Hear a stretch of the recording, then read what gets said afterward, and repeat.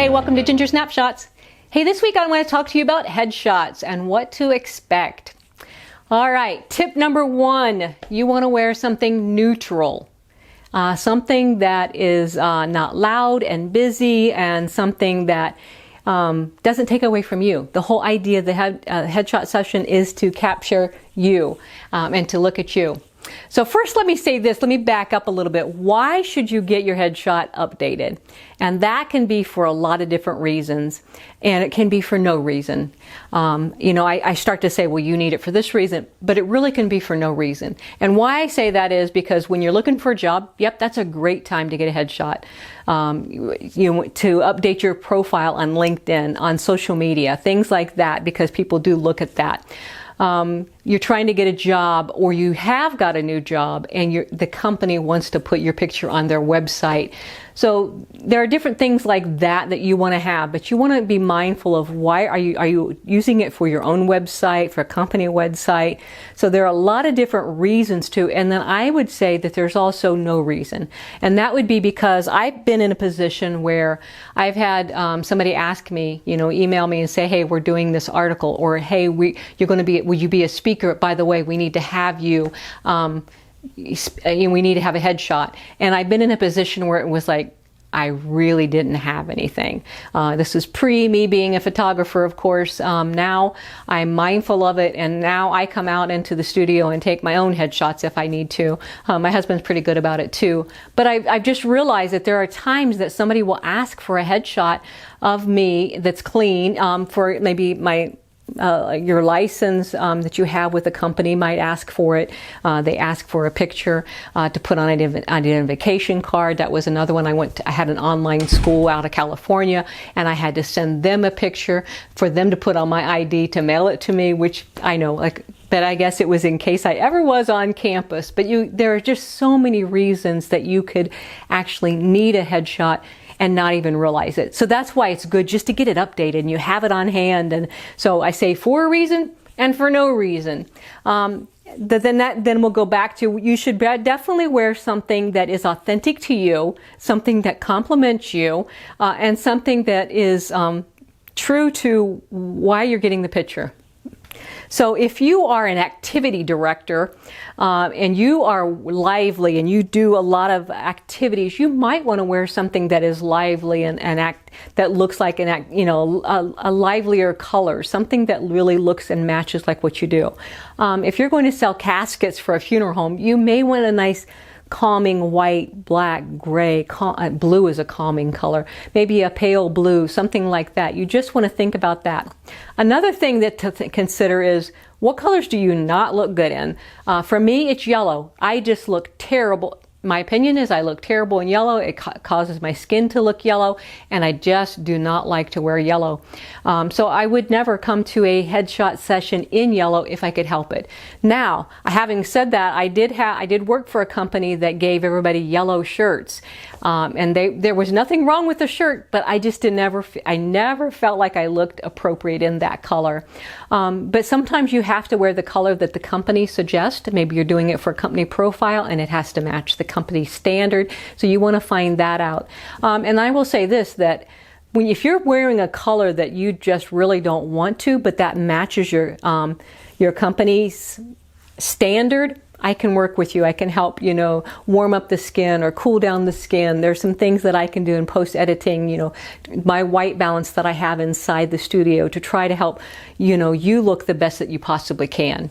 Okay, so then also when we're talking about company standards, when your company is asking you to get a headshot to put on their website, are they asking that it's a gray background, a white background, black background? Doesn't matter. Can it be a wood one? Can it be a brick one? That type of thing. You want to look and say, this is what my company wants. This is what my company expects. And so you plan your session around that, so that maybe like me, if it's me as the photographer, you want to make sure that you have the background ready to go. And any photographer really should have a choice of backgrounds. And for me, I have a magnet wall, so if I don't, I can quickly put something up real quick and change it out without any problem. Again, you want to have, if you're wearing warm colors, you want the background to be warm. If you're wearing cool colors, you want the background to be cool. And a lot of that is just basically the photographer's job to be mindful of that. And you're just going to wear, you wear what you want. Also, I believe it's important to be approachable.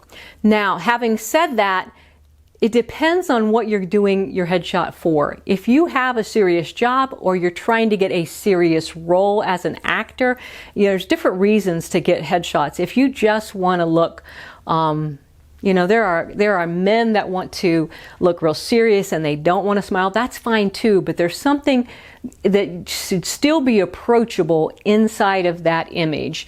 Maybe it's a part of a smile. Maybe it's a lifting of the lips a little bit. But it is making contact with the camera and looking directly at the camera as much as possible. So maybe part of a smile. And yes, the idea is you don't want to say cheese, and everything is like this, and and that's not even flattering because you're all mouth, and you make the wrinkle lines even worse. So, but you want it to look natural and look like you. And that is part of my job as a photographer. And that's why I try to schedule a headshot session to be a half hour long if it needs to be, instead of 15 minutes, because it doesn't take that long to take a picture, but I like to get to know the person, relax them, and them get to know me, and to feel comfortable inside my studio to get that picture. And that's a lot easier when you're not on site. Like, I've done a dental office, and everybody in the office did theirs during their lunch break. So they would come in, take it, come in, take it.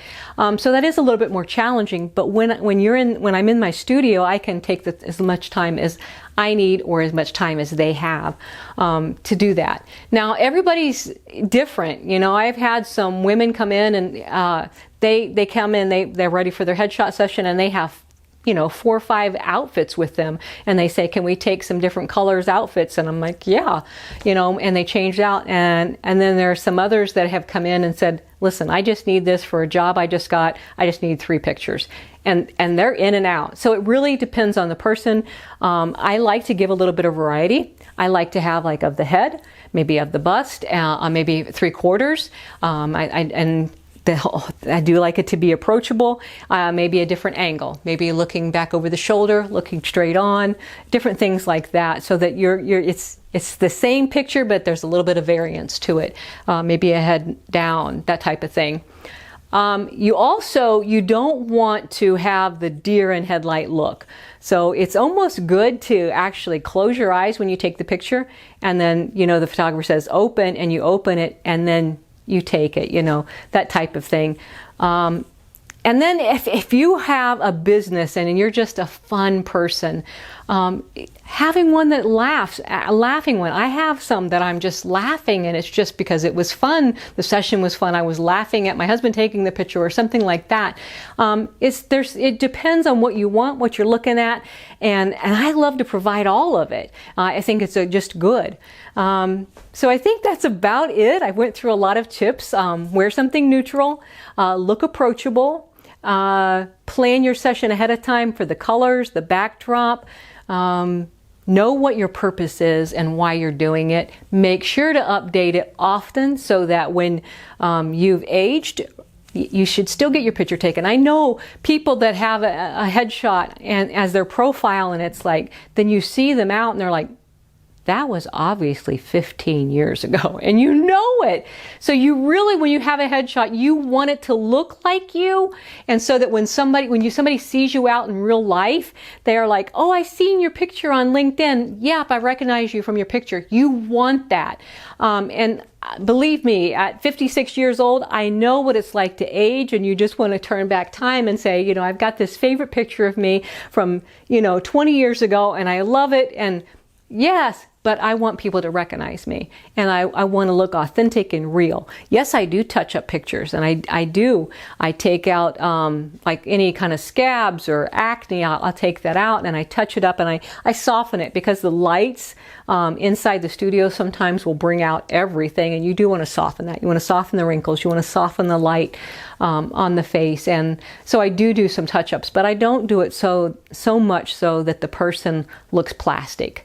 You can do some skin smoothing, but you don't want that person to look like they are plastic and not real. You want it to look authentic. And so that is my goal, is to help you be beautiful, handsome, to be the best you can be. I want you to love your headshot when you get done, but I want it to be real, and I want it to be really you.